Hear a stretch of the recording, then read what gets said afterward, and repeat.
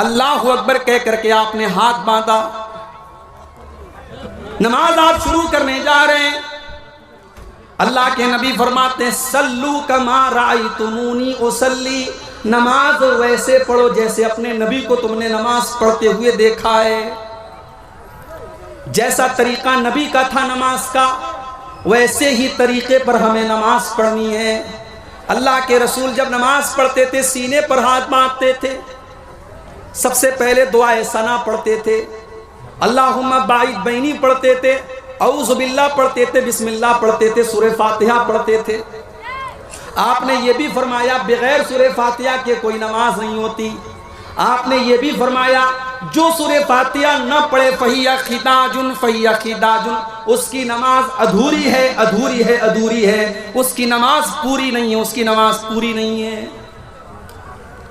اس کے بعد اللہ کے نبی کوئی اور سورت پڑھتے، پھر آپ رکوع میں جاتے اور رکوع میں جانے کے پہلے آپ رفع یدین کرتے، اپنے دونوں ہاتھوں کو اٹھاتے کندھے تک۔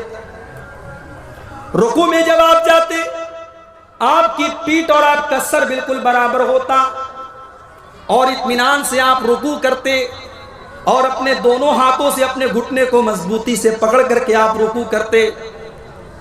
رکوع میں آپ نے بہت ساری دعائیں سکھائی ہیں، سب سے مشہور دعا ہے سبحان ربی العظیم۔ یہ دعا کم سے کم 3 بار پڑھنی چاہیے، اللہ کے رسول پڑھتے تھے۔ رکوع سے اٹھنے کے بعد آپ سیدھے کھڑے ہوتے، رفع یدین کرتے، اپنے ہاتھوں کو کندھے تک اٹھاتے، سمیع اللہ لمن حمیدہ کہتے، ربنا ولک الحمد حمدا کثیرا طیبا مبارکا فی پڑھتے، آپ اطمینان سے کھڑے رہتے۔ اس کے بعد آپ سجدہ کرتے اور سجدے میں جاتے وقت پہلے اپنے ہاتھوں کو زمین پر رکھتے، پھر اپنے گھٹنے کو بعد میں رکھتے۔ سجدے میں کم سے کم 7 چیزیں زمین کے اوپر اللہ کے پیارے نبی رکھتے تھے۔ اپنی پیشانی کو زمین پر رکھتے تھے، اپنی ناک کو زمین پر رکھتے تھے، پیشانی اور ناک دونوں کو ایک مانتے تھے آپ۔ دونوں ہاتھوں کو زمین پر رکھتے، دونوں گھٹنوں کو زمین پر رکھتے اور دونوں پیروں کو بھی زمین پر رکھتے اور پیروں کی انگلیوں کو موڑ کر کے ان کا رخ قبلہ کی طرف کر لیتے اور آپ اطمینان سے سجدہ کرتے۔ سجدے میں آپ نے کہنیوں کو زمین پر بچھانے سے منع کیا اور آپ نے فرمایا کتے کی طرح اپنے ہاتھوں کو سجدے میں زمین پر بچھا کر کے سجدہ نہ کرو۔ مرد کا بھی یہی طریقہ ہے، عورت کا بھی یہی طریقہ ہے۔ عورت بھی سجدہ ایسے ہی کرے گی جیسے مرد کرتا تھا۔ کوئی بھی صحیح حدیث ایسی نہیں کہ مرد کا سجدہ کرنے کا طریقہ الگ اور عورت کا طریقہ الگ ہے، دونوں کا طریقہ سیم ہوگا، دونوں کا طریقہ ایک ہوگا۔ سجدے میں آپ الگ الگ دعائیں پڑھتے تھے، سبحان ربی العالی بھی پڑھتے تھے، سبوح قدوس رب الملائکۃ بھی پڑھتے تھے، اور بھی دعائیں آپ پڑھتے تھے کم سے کم 3 بار۔ سجدے سے اٹھنے کے بعد اطمینان سے آپ بیٹھ جاتے تھے، اللہم اغفر لی ورحمنی واہدنی وعافنی ورزقنی، یہ دعا آپ پڑھتے تھے، پھر دوسرا سجدہ کرتے تھے۔ دوسرا سجدہ کرنے کے بعد اطمینان سے آپ بیٹھے رہتے تھے اور پھر اٹھ کر کے آپ دوسری رکعت کے لیے آپ اٹھتے تھے اور جیسے آپ نے پہلی رکعت پڑھی تھی آپ دوسری رکعت پڑھتے تھے۔ اگر وہ نماز 3 رکعت والی یا 4 رکعت والی ہوتی تھی، اللہ کے پیارے نبی 2 رکعت پڑھنے کے بعد التحیات پڑھتے تھے، اور التحیات میں جو حدیث سے جو چیزیں ثابت ہیں کہ التحیات کے شروع سے لے کر کے سلام پھیرنے تک آپ اپنی انگلی کو اٹھائے رہتے تھے۔ یہ ہمارے بہت سارے بھائیوں نے جو طریقہ بنا لیا ہے کہ اشہد اللہ کے اوپر اٹھاتے ہیں اور الا اللہ کے اوپر انگلی کو نیچے کر دیتے ہیں، معاف کیجئے یہ حدیث سے ثابت نہیں ہے۔ پورے تشہد میں التحیات آپ نے جب سے شروع کی ہے، سلام پھیرنے کے ٹائم تک آپ کی انگلی ایسے اٹھی رہے گی۔ بیچ بیچ میں آپ تھوڑا تھوڑا انگلی کو حرکت دیں گے، جب درود شریف پڑھیں گے تب آپ حرکت دیں گے، درود شریف کے بعد کی دعائیں جب آپ پڑھیں گے تب آپ حرکت دیں گے۔ یہ حرکت دینا بھی اللہ کے رسول صلی اللہ علیہ وسلم سے ثابت ہے۔ تیسری رکعت کے لیے جب آپ کھڑے ہوتے تو آپ رفع یدین کر کے اپنے ہاتھوں کو سینے پر باندھ لیتے۔ تیسری اور چوتھی رکعت میں آپ سورہ فاتحہ پڑھتے تھے، کبھی کبھی کوئی اور سورت بھی پڑھ لیتے تھے، لیکن عام طور سے صرف سورہ فاتحہ پڑھتے تھے۔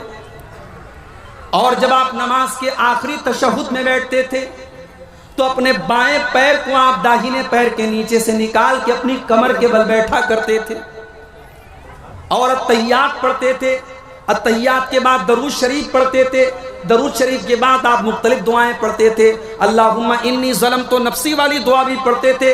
اللہم انی اعوذ بک من عذاب جہنم والی دعا بھی آپ پڑھتے تھے. اس کے بعد آپ السلام علیکم ورحمۃ اللہ، السلام علیکم ورحمۃ اللہ، داہنے اور بائیں طرف آپ سلام کرتے تھے. یہ ہے اللہ کے رسول کی نماز کا طریقہ. اب کوئی اگر یہ کہتا ہے مولوی صاحب آپ نے طریقہ تو بتا دیا لیکن ہم تو اسی طریقے پر نماز پڑھیں گے جو باپ دادا سے ہم دیکھتے چلے آئے تھے. معاف کرنا میرے بھائی، اللہ تعالیٰ کے آپ سے یہ نہیں پوچھا جائے گا آپ کے باپ دادا کیسے نماز پڑھتے تھے. اللہ تعالیٰ کے یہ پوچھا جائے گا آپ کی نماز رسول کے طریقے کے مطابق تھی کہ نہیں تھی. اس لیے کہ اللہ نے اعلان کر دیا لَقَدْ كَانَ لَكُمْ فِي رَسُولِ اللَّهِ أُسْوَةٌ حَسَنَةٌ. او لوگو، جب میں نے اپنے رسول کو تمہارے لیے نمونہ بنا کر کے بھیجا ہے تو تم نے میرے نبی کے طریقے پر نماز کیوں نہیں پڑھی؟ ایک صحابی مسجد میں آتے ہیں، 2 رکعت نماز پڑھتے ہیں. نماز پڑھنے کے بعد وہ اللہ کے رسول کو آ کر کے سلام کرتے ہیں. اللہ کے پیارے نبی ان کے سلام کا جواب دیتے ہیں اور جواب دینے کے بعد اللہ کے نبی کہتے ہیں ارجع فصلی فإنک لم تصلی. جاؤ تم پھر سے نماز پڑھو، تمہاری نماز نہیں ہوئی. صحابی پھر سے آتے ہیں، پھر سے 2 رکعت نماز پڑھتے ہیں، پھر آ کر کے اللہ کے رسول کو سلام کا جواب دیتے ہیں. اللہ کے رسول صلی اللہ علیہ وسلم سلام کا جواب دیتے ہیں اور کہتے ہیں جاؤ پھر سے نماز پڑھو، تم نے نماز نہیں پڑھی. جب 3 بار ایسا ہو جاتا ہے صحابی اللہ کے نبی سے کہتے ہیں کہ اللہ کے نبی آپ ہی بتا دیجئے کہ نماز کیسے پڑھی جائے. اللہ کے پیارے نبی اپنے صحابی کو سمجھاتے ہیں جب تم نماز کے لیے کھڑے ہوا کرو تو اطمینان سے کھڑے ہو جاؤ، جلدی بازی میں نماز نہ پڑھو، اطمینان سے نماز پڑھو. سورہ فاتحہ پڑھو، کوئی سورت پڑھو، پھر اطمینان سے رکوع کرو، پھر اطمینان سے رکوع کے بعد کھڑے ہو جاؤ. تمہاری نماز میں سکون ہونا چاہیے، اطمینان ہونا چاہیے. جلد بازی والی نماز اگر تم نے پڑھی تو تمہاری نماز اللہ تعالیٰ کیا مانی نہیں جائے گی. میرے بھائیوں، اپنی نمازوں کا جائزہ ہم اور آپ لے لیں کہ ہماری نمازیں اللہ کے رسول کے طریقے کے مطابق ہیں کہ